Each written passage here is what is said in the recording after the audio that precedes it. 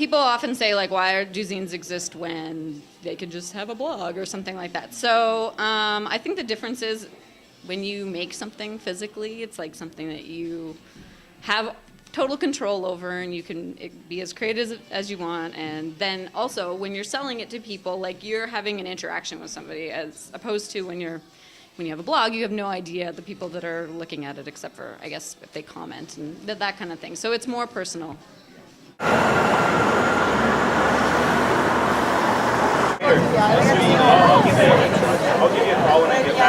A lot of people who come to Canzine are younger college or university students who are making their own zines, and it gives them a great place to get their voices out there and for their work to be seen. Most comic shows, anyways, where a lot of zine people also table at, are way more expensive. So this is a really nice, cheap alternative that lets people get their work out there. We want people to be able to have a place, both people who make things, to have a place to sell it and sort of meet other people who make things and just, have a outlet.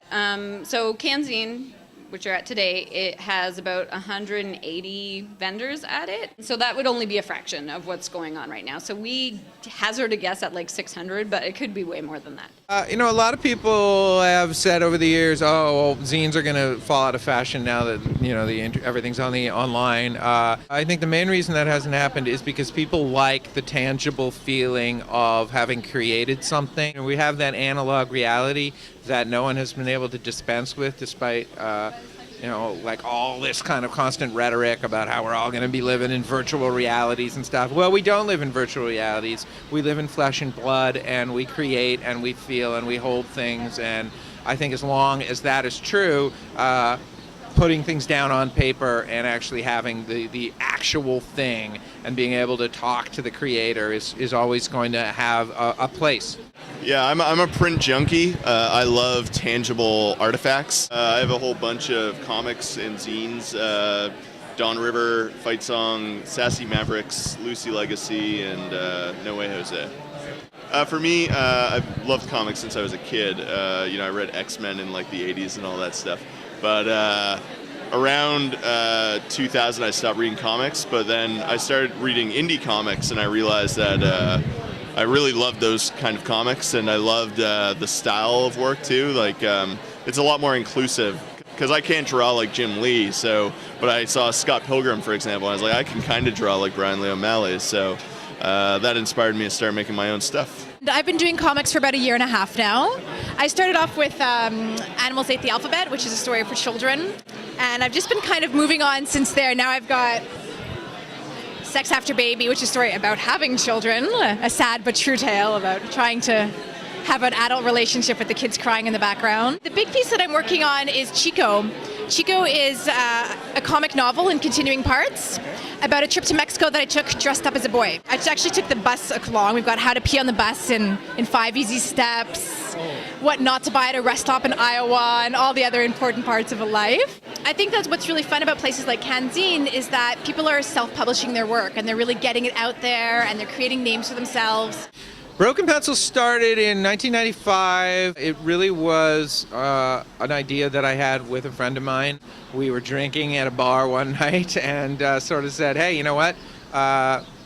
Let's make a magazine. There's all this great stuff out there, underground publications that are not being recognized. If we can create a bigger forum for those publications and those creators, that would go a long way toward kind of legitimizing this kind of creativity. And we each put in a little money from, not a lot of money, just what we had at the time. Neither of us were, we were both kind of just out of college. And we got a bunch of friends to help us and put out a magazine. Write things, draw things, whatever, however you want to put it together, and then, photocopy it up, and you have a zine. It's like, there's all kinds of different ways to make a zine. Because you could hand make a zine and have, like, them all handmade and not photocopied at all. I don't see a lot of that, but that, and then it would be very limited and everything. So, you have all kinds of options open to you. I think that's the idea of zines, too. There's no real rules around how you make a zine. You just put something together however you feel. I think it's going to maintain how it kind of is now. I think like they're distinctive like art pieces, but I don't think that they're ever going to hit like a popular level where people are buying them at stores or anything like that. But I think the DIY aesthetic of zines and the art object, I think that's going to maintain and stay around forever. I think it's a really strong community. I don't think it has like the potential of being a huge thing that's in every store, but I think things like Canzine are going to stay around for a long, long time. It's survived this long, and with the internet, that's what everybody thought was going to kill zines, and didn't. And I think in a way it makes it stronger, because people feel like in the 90s zines were really popular. So if you had a zine, it wasn't that weird. It was like, oh, everybody's got a zine. But now I think it's gone a little bit back underground again, where it's like, oh, everybody's got a blog, but not everybody has a zine. So I think that alone is part of it, like just being a part of a community and creating something. So how will it survive? I think it just will, because people feel connected to that community. What we've seen is a lot more handmade objects, less sort of just generic photocopying, more artistry, more craftiness. I think we're going to keep moving in that direction, because if you just want to sort of put something out there that is generic, obviously you can put it online and circulate it that way. If you want to make something that is really an object that is loved, then I think we're going to be moving in that direction with zines and handmade works.